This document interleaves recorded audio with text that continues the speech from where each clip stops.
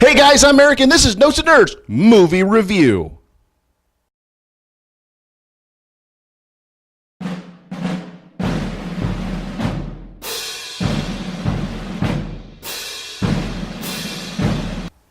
Hey guys, so what movie are we reviewing in this episode?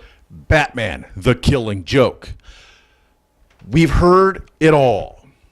There are fans who are absolutely livid about what was taking place in the first half of the film, but we're extremely happy with what happened in the last half of the film. So, as we've all heard by now through San Diego Comic-Con and a few other events, the San Diego Comic-Con panel was handled poorly regarding people asking questions about certain things that happened in the first half. Everybody could have done better.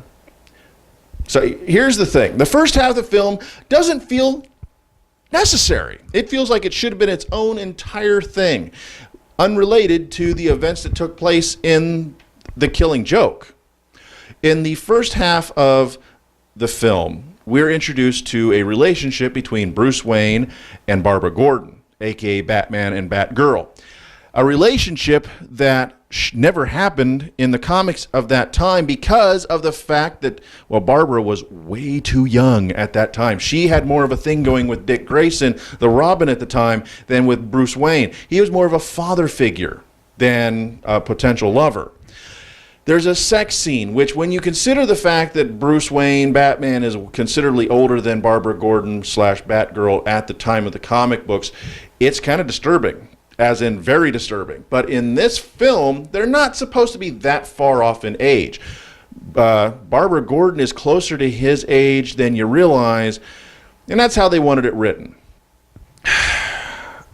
Plus, there seems to be certain elements of stories that took place prior to this movie, if you pay attention to some of the Easter eggs, even though I don't know if I approve as a fan.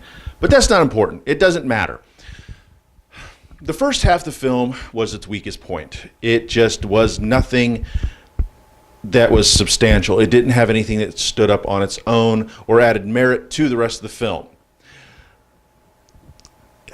We could have done without it, but I understand why they did it. We needed more content, so this way the film could be rated as a full-length film.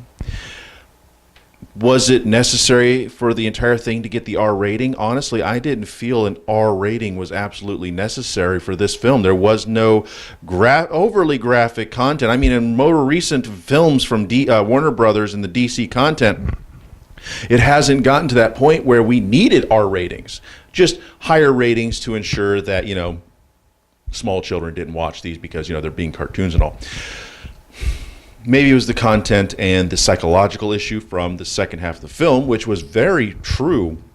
Like, if I were to put a magical percent, I'd put like a 93.2% accurate, truthfulness, loyalty, faithfulness, whatever you want to call it, to the original content, which is great. Because if you watch the film and you watch this and you wondered how the ending was going, what it really meant, you get it now. You understand everything, and it really kind of puts a perspective when it's actually being played out sequentially, as instead of reading it via the panels. Overall, the film was fun. It was engaging. It was an interesting story, even though the first half and the second half felt completely disconnected, even though it was supposed to help establish some type of emotional connection between Batgirl and Batman regarding the circumstances that take place of Batgirl becoming basically the Oracle. But again, completely disconnected, completely pointless, just there for filler. Honestly, if I give it a rating of 1 to 10, I'm going to give this film a solid 7. The animation was a little weird in the first half of the film. It almost felt like they were rushing it to get done, because a lot of the animation in the second half of the film felt great. But that first half, just kind of like they didn't put much effort into it. First half of the film, the storytelling and the dialogue was decent. It wasn't bad. The second half was like lifted straight from the comics with a little bit of additions and maybe a little subtractions, but it felt flowing and natural. The disconnection is also where I give it the lower rating of a 7 because of the fact that the first half and second half not feeling like they belong in the same film. Overall, guys, worth watching. It's a fun film. Don't let the naysayers distract you or detract you from watching this film, because it is worth it. So, guys, remember, you can catch more content here at notesandnerds.com, also on our YouTube channel at youtube.com/notesandnerds. And remember, you can go to patreon.com/notesandnerds to become a monthly patron and pledge anywhere from $1 or more to us to help us provide you with better content. Because you remember, give a little and get a lot back. So, guys, I'm Eric, and this has been Notes and Nerds Movie Review.